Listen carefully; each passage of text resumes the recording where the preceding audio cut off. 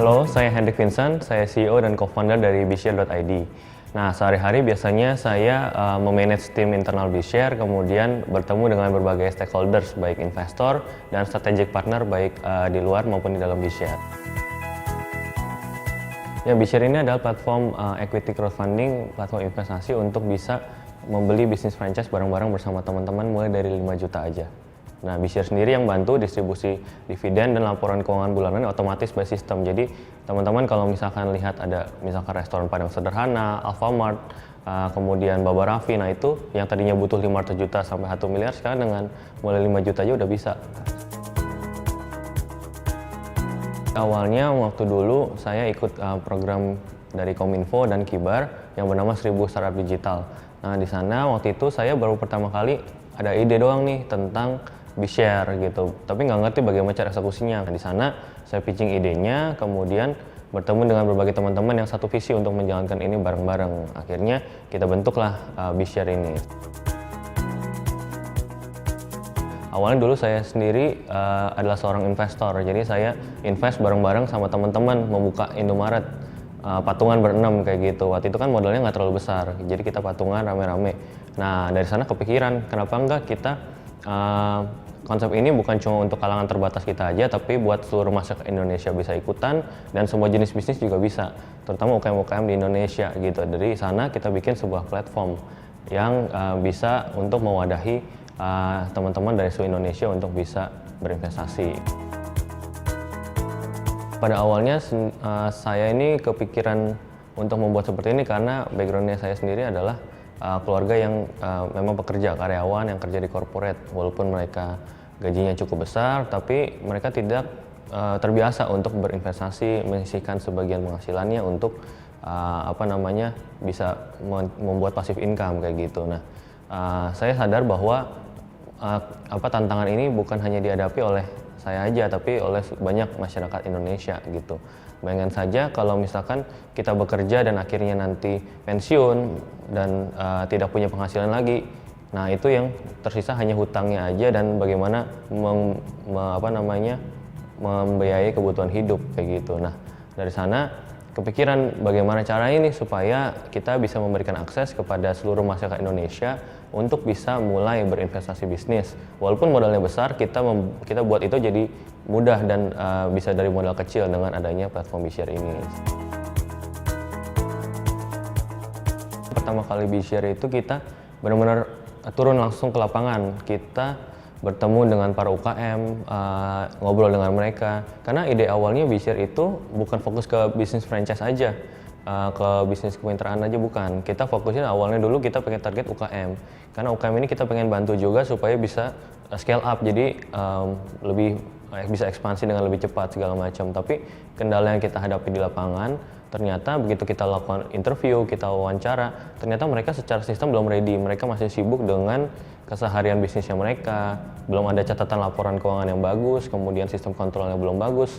Nah, itu yang membuat kayaknya kita perlu kayak bergeser nih marketnya. Kita yang utama adalah bisnis yang lebih ready dulu, supaya juga investor juga merasanya nyaman nih dan aman ketika berinvestasi. Kalau misalkan kita bandingkan misalkan UKM biasa dengan bisnis franchise, pasti lebih stabil bisnis franchise yang udah ada brandingnya bagus segala macam. Ya, kalau bisnis model sendiri sebenarnya kita adalah platform yang menghubungkan antara investor dengan franchisor atau pemilik bisnis. Jadi yang tadinya kita bisa butuh modal besar, sekarang bisa memberikan akses dengan modal kecil. Nah, secara garis besar bisnis modelnya bshare ini sebenarnya mirip dengan bursa efek. Jadi kalau teman-teman investasi di bursa saham itu kan harus yang skalanya besar, kayak perusahaan yang udah IPO segala macam. Nah, dengan adanya bshare ini kita bisa berinvestasi ke perusahaan-perusahaan UKM yang skalanya nilai asetnya tidak lebih dari 30 miliar kayak gitu, dan itu kita bisa melakukan jual beli saham selayaknya kita berinvestasi di bursa saham gitu. Jadi ini benar-benar bisnis model baru yang memang belum banyak di Indonesia, bahkan di luar negeri juga kayak gitu. Jadi kita tentukan dulu nih problemnya apa pertama kali yang kita mau solve. Nah, itu harus di-define dulu problem solutionnya apa. Nah, dari sana baru bentuknya seperti apa wadahnya. Jadi kita jangan apa-apa bilang langsung bikin website, langsung bikin apps gitu. Jadi kita pelajari dulu dari kebutuhan customer-nya. Jadi customer itu mungkin millennials, berarti kita harus website atau mobile apps gitu. Dan MVP itu nggak harus yang bagus-bagus banget. Jadi MVP itu bisa semudah kita sketch, kemudian kita desain dulu, misalkan dengan PowerPoint ataupun platform tool lainnya yang semudah orang merasa bahwa ini udah apps sudah jalan. Padahal dalamnya nggak ada codingan sama sekali. Nah itu bisa langsung kita tes ke lapangan untuk kita lihat nih user gimana cara pakainya. Jadi kita nggak perlu langsung bikin apps yang bagus gitu. Kita langsung tes di lapangan dengan sesimpel mungkin aja kayak gitu. Banyak startup yang di sana belum apa udah nyari funding atau pendanaan gitu. Padahal Bshare sendiri itu setelah berjalan 1 tahun kita baru raising fund. Jadi awalnya kita fokus untuk mengecek marketnya apakah sudah sesuai belum produk market fit-nya. Dan kita sudah dalam tahap untuk mendapatkan revenue. Jadi kalau banyak di startup di luar sana itu kayak burning money, bakar duit lah istilahnya. Kalau di Bshare dari pertama kali kita buka kita udah dapat profit sebenarnya. Nah dari sana itu yang salah satunya membuat investor juga tertarik untuk kemudian berinvestasi gitu. Kita ada 2 revenue stream yang saat ini berjalan. Jadi yang pertama kita ambil 5% dari setiap total nilai investasi. Jadi misalkan teman-teman investnya 5 juta, transfernya ke kita 5.250.000. Jadi 250.000 itu untuk Bshare sebagai platform fee. Kemudian dari bisnis yang diinvestasikan kan Bshare juga membantu distribusi dari dividennya. Nah dari sana kita ambil manajemen fee sebanyak 5% dari setiap profit yang kita bagiin ke investor. Saat ini mayoritas masih digital, jadi kita menggunakan digital marketing, ada email marketing, kemudian ada social media marketing. Dari sana kita bisa mendistribusikan Bshare ini dengan lebih cepat dibandingkan kita lakukan dengan konvensional. Jadi kita jarang banget melakukan yang namanya kayak pameran atau offline, bikin stand booth kayak gitu. Paling kalau undang-undangan aja kita dibantu mengisi ya kita ikutan gitu. Tapi sebenarnya mayoritas kita masih di online sih gitu. Kita juga berkolaborasi dengan partner-partner seperti misalkan asosiasi, kita ada udah kerjasama Asosiasi Franchise Indonesia. Jadi kita juga lagi ada proyek ke depan yang bersama mereka. Jadi tujuannya kita di sini bukan hanya berjuang sendiri, jadi kita cari partner yang bisa kolaborasi. Saat ini masih mayoritas dikerjakan oleh co-founder kami, yaitu CTO dan CIO. Dan saat ini kita baru hiring untuk front-end developer, ada back-end developer, ada UI UX designer juga, kemudian ada QA. Dan yang terpenting lainnya adalah infrastruktur. Karena kan kita perusahaan fintech, jadi kita punya sistem yang bagus supaya bisa capable nih kalau misalkan ada serangan dari luar atau apa segala macam. Jadi OJK juga nanti akan mengecek segala macam kekuatan dari sistemnya. Jadi kita lagi untuk hiring juga sih untuk berbagai talent dari bidang teknologi yang tapi memang tidak mudah ya untuk menemukan talent yang sesuai dan cocok dengan kriteria kami. Kalau di kami di Bshare ini kita itu karyawan itu kayak teman-teman aja, jadi kita bawaannya santai, baju kaosan di sini, kemudian masuknya juga walaupun ada jam kerja juga tapi ya kita enjoy bareng-bareng. Jadi kita anggapnya ini adalah kita pertualangan bareng-bareng nih, kita punya bisnis bareng-bareng, kita bangun sama-sama gitu. Jadi nggak terlalu formal banget bawaannya. Nah kalau dari timnya sendiri tentu kita harus pilih yang punya skill yang bagus. Tapi lebih daripada itu attitude-nya harus nomor 1. Jadi percuma kalau skillnya bagus ternyata dia orangnya nggak bisa bekerja sama dalam tim. Kita agak menantang nih menemukan seorang yang punya kriteria yang cocok dengan yang kita mau. Jadi misalkan kita butuh kemarin back-end developer atau software engineer. Itu aja kita nyarinya ada banyak lamaran yang masuk tapi belum terlalu cocok nih karena berbeda dengan apa yang udah kita jalankan di sini. Jadi kan kalau di IT itu ada misalkan bahasa pemrograman yang dipakai kayak gitu. Kalau di Bshare ada tertentu yang mereka harus bisa masuk juga di sana. Kalau nggak bisa kolaborasi sama tim. Mentor itu bukan hanya memberikan advice, tapi harapannya bisa ikut bantuin bisnisnya. Jadi kalau saat ini kan kita diinvest oleh salah satu komunitas yang on top JDL Lab segala macam.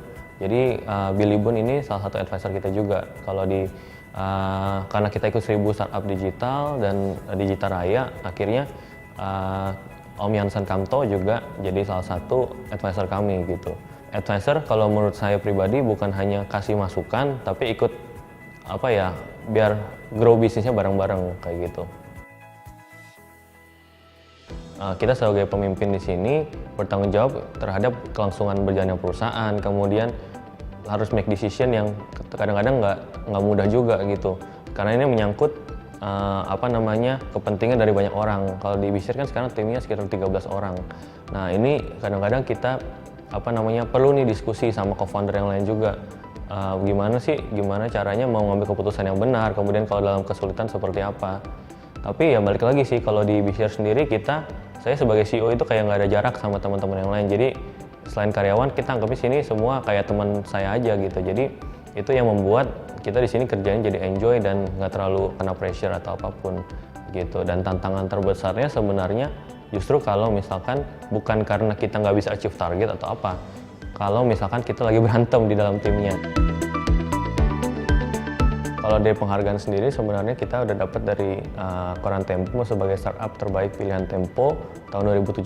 Kemudian kita juga top 6 di Tech in Asia Jakarta sebagai arena finalis 2018. Nah selain itu kita menang berbagai inkubator dan accelerator seperti 1000 Startup, kemudian ada Plug and Play Accelerator, dan masuk di berbagai media juga. Nah sebenarnya penghargaan itu nggak seberapa dibandingkan prestasi yang kita capai gitu. Jadi luar daripada itu kita berhasil mendapatkan investor. Saat ini jumlahnya sekitar hampir 25.000 dari seluruh Indonesia user kami, dan itu hanya berlangsung dalam waktu 1 tahunan gitu. Dan kita sudah berhasil mendanai sebesar 16 miliar saat ini untuk bisnis-bisnis di Indonesia.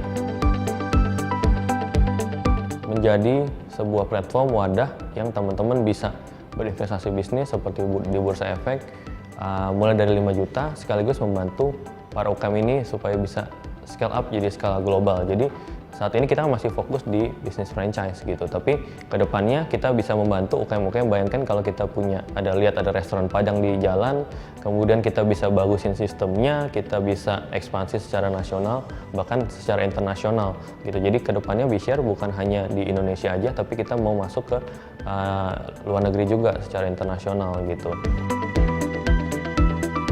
Ya kalau teman-teman lagi mau bikin startup atau kalian lagi punya ide gitu, nah itu langsung segera dieksekusi gitu, karena kalau kita kebanyakan pikir-pikir nanti ujung-ujungnya nggak jadi biasanya. Nah kalau kita punya ide tapi nggak tahu caranya atau gimana cara eksekusinya, coba ngobrol sama teman-teman yang lain.